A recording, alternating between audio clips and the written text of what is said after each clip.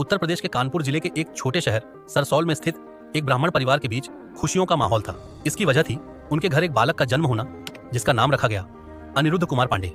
उसके माता पिता यानी रमा देवी और शंभू पांडे अपने परिवार में एक नए मेहमान के आगमन से काफी ज्यादा खुश थे।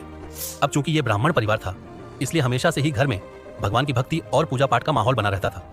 इसी भक्तिमय माहौल में अनिरुद्ध का बचपन बीता। बचपन से ही अनिरुद्ध के मन में भगवान के प्रति अपार श्रद्धा थी।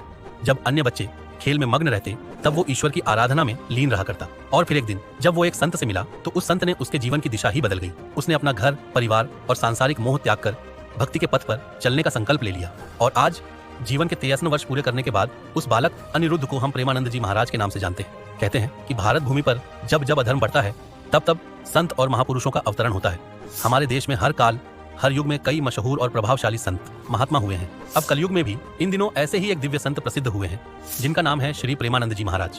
प्रेमानंद जी महाराज को सुनने देश विदेश से लोग आते हैं। इंटरनेट की दुनिया में भी प्रेमानंद जी का प्रभाव बढ़ चढ़कर बोल रहा है। महान भारतीय क्रिकेटर विराट कोहली से लेकर फिल्मी जगत के कई मशहूर कलाकारों तक, नौकरी पेशा इंसान से लेकर आम आदमी तक सभी प्रेमानंद जी के दर पर नतमस्तक हुए नजर आते हैं। प्रेमानंद जी ईश्वर को दिल में रखने की बात करते हैं। केवल भगवत नाम जप से ईश्वर प्राप्ति की बात करते हैं। प्रेमानंद जी महाराज ने सदैव प्रेम, दया और भक्ति का संदेश दिया है। उन्हें बाहर मत खोजो। कई भक्त उन्हें भगवान का अवतार ही मानते हैं, लेकिन उन्होंने हमेशा खुद को भगवान का दास बताया है।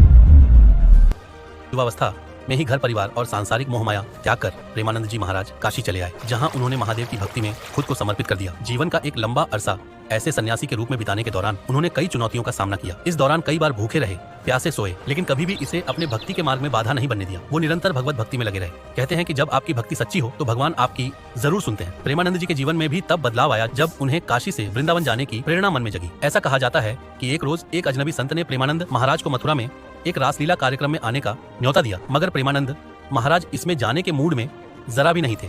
हालांकि किसी तरह उस संत ने उन्हें रासलीला में आने के लिए मना लिया। प्रेमानंद महाराज ने जब रासलीला कार्यक्रम को देखा तो वह मंत्रमुग्ध हो गए। इससे पहले उन्होंने कभी रासलीला नहीं देखा था। इसके बाद उन्हें और रासलीला देखने की इच्छा जगी। तब उस